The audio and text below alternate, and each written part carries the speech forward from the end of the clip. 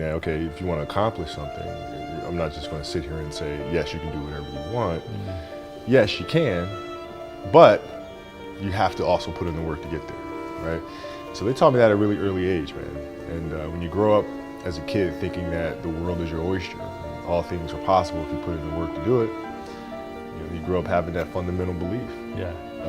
My mom was there on a daily basis.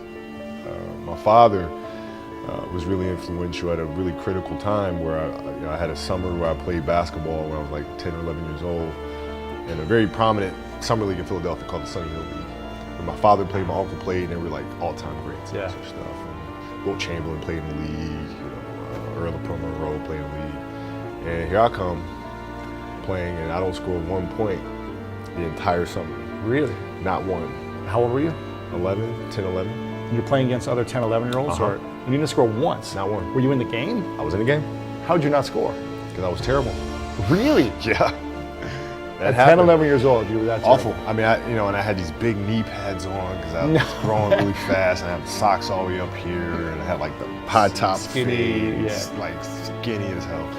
And I scored not a free throw, nothing, not a lucky shot, not a breakaway layup, 0 points. And I remember crying about it, being upset about it. My father just gave me a hug and said, listen, whether you score 0 or score 60, I'm going to love you no matter what. Wow. Now, that is the most important thing that you can say to a child. Because from there, I was like, okay, it gives me all the confidence in the world to fail. I have the security.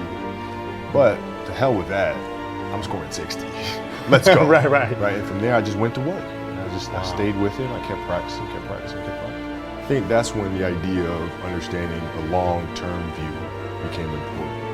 Because I wasn't going to catch these kids in a week. I wasn't going to catch them in a year. Right? So that's when I sat down and said, okay, this is going to take some thought. All right, what do I want to work on first? All right, shooting. All right, let's knock this out. Let's focus on this. Half a year, 6 months, do nothing but shoot. All right, after that, all right, creating your own shots. Not miss open shots, right? Be able to shoot it with speed, because those kids are so much more athletic. Yeah. And then the next summer I came back, it was a little better. And the summer came back, you scored. Next summer I was a little better. I scored. Yeah, it wasn't much, but I scored. And this is 12, 13. 12, 13. And then 14 came around, back half of 13, 14 years old, and then I was just killing everyone. And it happened in 2 years. And I wasn't expecting it to happen in 2 years, but it did, because what I had to do was work on the basics and the fundamentals. Well, they relied on their athleticism and their natural ability.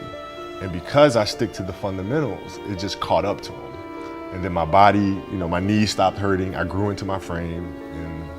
And then your athleticism, once you have the fundamentals, the hard work, the mindset, and you tack on the athleticism, it's game over. Then it was game over. Wow. So from 13, you're good, average still? I was good. I was good. And then about the end of my right when I was turning 14, I became the best player in the state.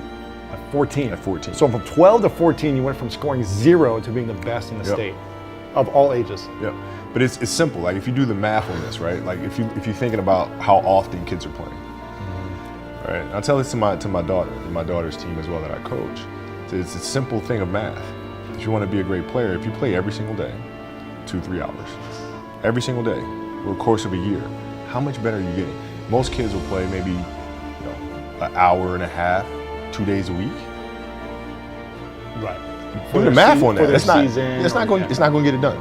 It's not going to get it done, right? So if you're obsessively training 2-3 hours every single day over a year, over 2 years, you're accelerating. You make quantum leaps, man. Just doing a summer camp for 2 weeks, you see a difference. I remember playing basketball. You see it. You get a lot better. You come back more confident playing on the playground with guys who used to beat you. Yeah. It started in middle school and high school. Because a lot of the kids that I was playing against were inner city kids. And so they're looking at me as if, okay, this kid's soft. Right? He's from the suburbs of Philadelphia. His father played in the NBA, played professionally. He's got it easy.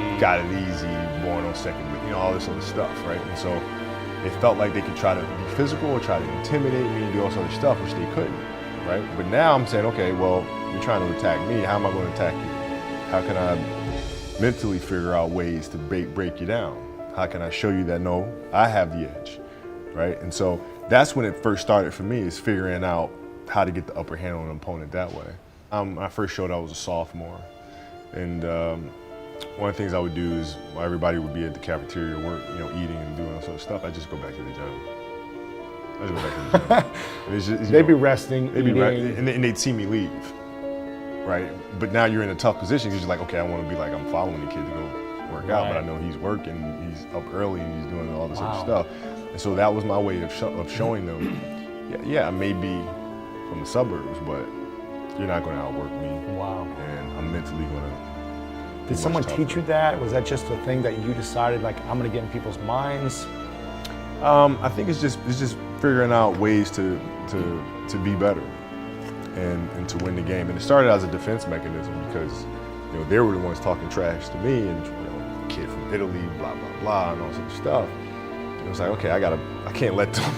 I gotta defend myself here, right? And then it became okay. I'm pretty witty. I can say some pretty witty things. Yeah. And in Italian. And in Italian. Yeah.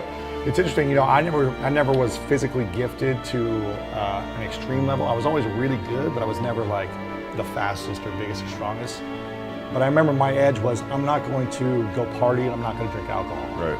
So I've never been drunk still because I was like, I need every edge when guys were out partying late at night or better than me and drinking and showing up hungover. I was like, I'm going to be more focused and have clearer vision. And but I wasn't waking up at 4 a.m. like you, so.